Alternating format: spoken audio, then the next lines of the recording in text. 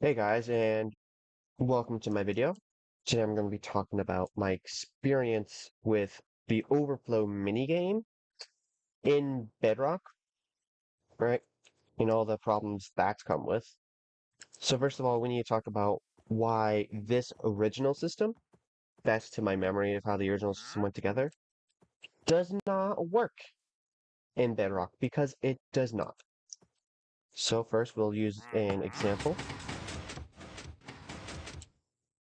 As you can already see, several things are wrong here. First of all, we have an extra black powder, but also this white powder was not moved off of this one block basin. So you might be wondering, well, why the hell is that, Xander? What's going on, Xander? Well, let's start off at the bottom, the first part that actually does anything. Now, if you already know a little bit about Redstone and the differences between Java and Bedrock Redstone, then you already know about the lack of quasi connectivity in Bedrock. Basically, what that is if I get this wooden door here, pistons in Java Edition were originally coded and are still coded with a lot of the code from the wooden doors, which means they think and act like they are 2 blocks tall. Only when it comes to the actual power mechanism, though, which is fun and funky. But in the end, that means something like this works in Java, but doesn't in Bedrock because we don't have quasi connectivity.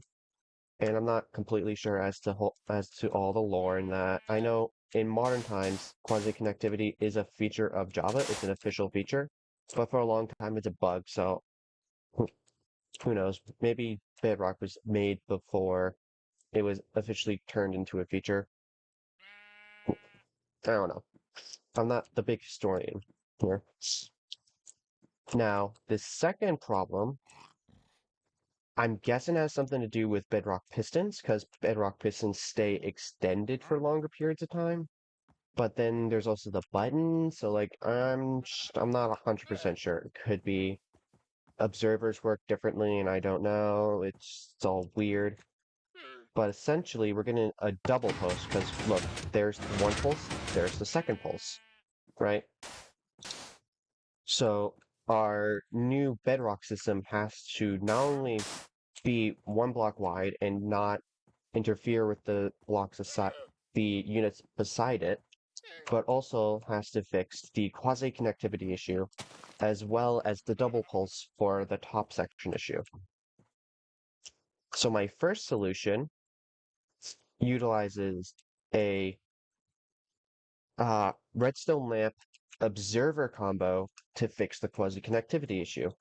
And if we just power this bottom section here, you can see how that works. The lantern is powered, which then activates the piston, which then activates this observer, which then goes through the block and activates the bottom piston, causing a great deal of fun, right? The top issue was solved with my initial design was solved with a copper flopper that went into a piston, right? My mind was still like, oh, we need that piston to activate the other piston. Do not know why, but yeah, piston, redstone block. That's not, it's really overcomplicated, that top part. And like, it's just overly expensive, but it works, right? And for those of you who aren't, who didn't keep up with redstone news and still don't know 100% about what a copper flopper is, basically it's a mumbo jumbo design where the redstone light or the copper bulbs, if they're called, yeah, copper bulbs receive an input, right? And when they receive that input, they turn on. And in that on state, you can take a comparator output. The second input that goes into them turns them off, which then turns off, which then removes the comparator output. It's very simple. It's very compact, as you can see. It's only, what, 2 blocks if we don't count the stuff that they're on top of. It's immaculate, immaculate, perfect for this design. So, of course, the second design and the one I have in my OverFlow stadium or arena, whatever you want to call it, utilize just has a direct copper flopper to the piston that actually pushes over the black concrete. Now, One eternity later. do this. Okay, so a couple hours later, I'm gonna add a little transition for that. Right, I think we were talking about how the copper bulb work, or the how the copper flopper works. Right, first pulse turns it on, second pulse turns it off. Right, and now here comes the issue that that I had in my previous round of, not round of testing, in a game. Right, we found that like I think like 15% of the time this would happen. This piston would be disconnected from this piston here, or the sticky piston, right? And I tried like a lot this morning to figure out, okay, why is that happening? But I couldn't. So what I assumed was, okay, it must be an issue with multiplayer. Well, if it's an issue with multiplayer,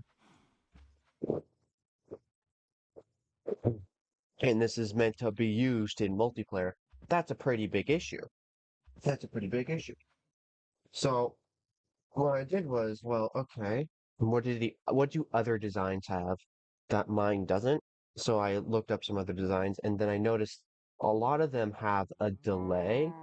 I like there was this one kid, I don't know his channel off the top of my head, but he had like a full like 4 ticks of delay. Other than Xander here, I after this I go on a huge stupid rant about how I'm gonna use an old tablet, an old Kindle Fire tablet, and test the multiplayer issue. So I go on a rant, talk about how I'm doing it. None of this information is important because it's just basic land. You don't really care, and nothing really interesting happens on the Redstone world. So I'm just gonna boot you over to the uh, video from when I'm on the survival world, and that's like infinitely more interesting. Everything works. Hold on. Okay, now we're in the Bedrock my survival world where I built. It's not completely done, as you can see. The exterior, for example, it hasn't even been started. But if you wanted to see how the units looked when fully in place, it's a 7x7 game board. That's what it looks like. Pretty handsome, I must say. Yeah. And for the immovable objects, it's just a jukebox with a carpet on top. Now, now, I haven't been through a game with that. Honestly, it works perfectly fine. Oh, joy. Works perfectly fine. I haven't had any issues with the jukebox and carpet. Of course, it was only for the one game, and that was a 1v1. Uh, so I will have to do some more testing with that.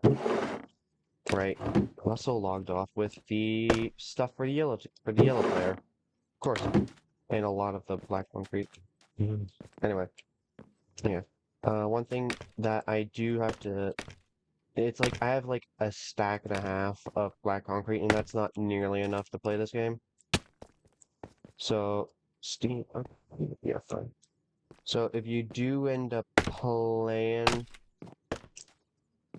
this game, you're gonna need a lot of concrete. I'm thinking maybe like 3 or 4 things of black concrete, which is just crazy compared to the number of colored concrete that you need, which is like not even a stack.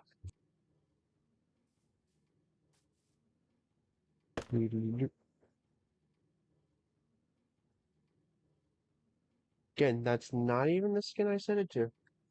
Wow. Love, love how things enough. Love how Bedrock just doesn't work sometimes, you know? Anyway, cool. Going to do some more testing. Grip. This one I know had a tendency to do it.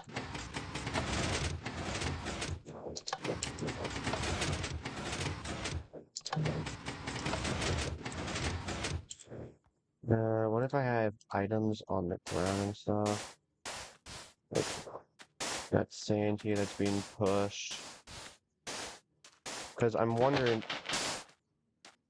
because what I'm thinking here is what's happening is that one of the clients is just being overflown with information, which is just slowing down slowing down, messing up some of the redstone parts, or some of the redstone messing it up.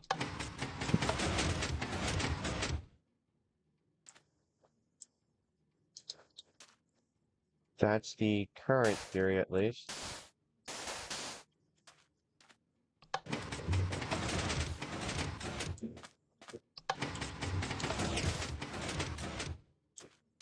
Okay.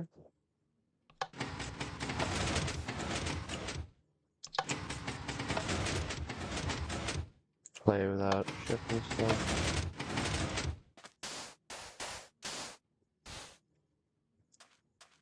Oh, there it is. There we go. We actually got a glitch. Cool. So yeah, I think it is just an overload of client information, which should be solved once we get the hopper. Actually, I'm not sure if it will be solved once we get the hoppers in. But now let's use this test solution. You guys get to see my test with me today. No, Steve, join the fucking. One thing about tablets is they turn out by themselves. 5 minutes later. And doesn't even have enough power to boot up. Great. Cool. In the meantime,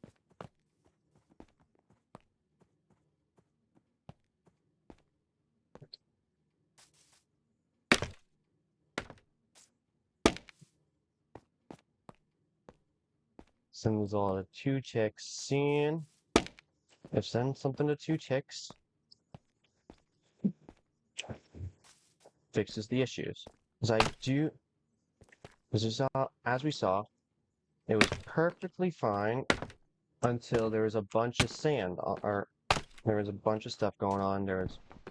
I, I do believe that I think that is in fact an issue with the clients. That's calculate where the different powders and sands are, plus how the pistons are moving in. It's just all this stuff. An issue that will probably be fine once the system is like once there's hoppers to pick everything up. But there's no guarantee, so might as well just solve it to the best I can now, rather than hoping that once the hoppers are in, everything's fixed. I'm fine. I'm fine. I don't really shoot on it, but I'm more than capable of playing the game myself.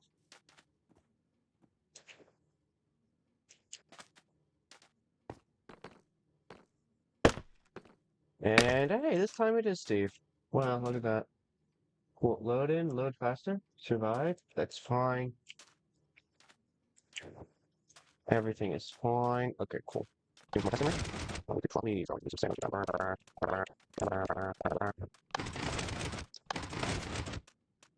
We'll do this a couple times. So far, we're looking very good. We've got a lot of debris on the ground. Right, so that should be a lot of stuff that both clients have to deal with. But yet, everything's working easy peasy. Right, by this point, when we were doing testing before defects. Edit and Xander back here again. Just wanted to say that after this initial testing where everything worked great, I had like, you know, a 45-minute game that went flawlessly. The game or the machine worked perfectly, except I lost, so I guess it wasn't flawless at all. Uh, so yeah, in the end, I now have a solid fix for the problem. Just do that. Cool. This is going to be a pain for me to edit because everything's now disconnected. Again, there was several hours where I wasn't able to record, where like it interrupted me in the middle of recording. You know, not really the best thing ever. Hey, things happen. But thank you for watching when this is edited, and have a good one. Peace.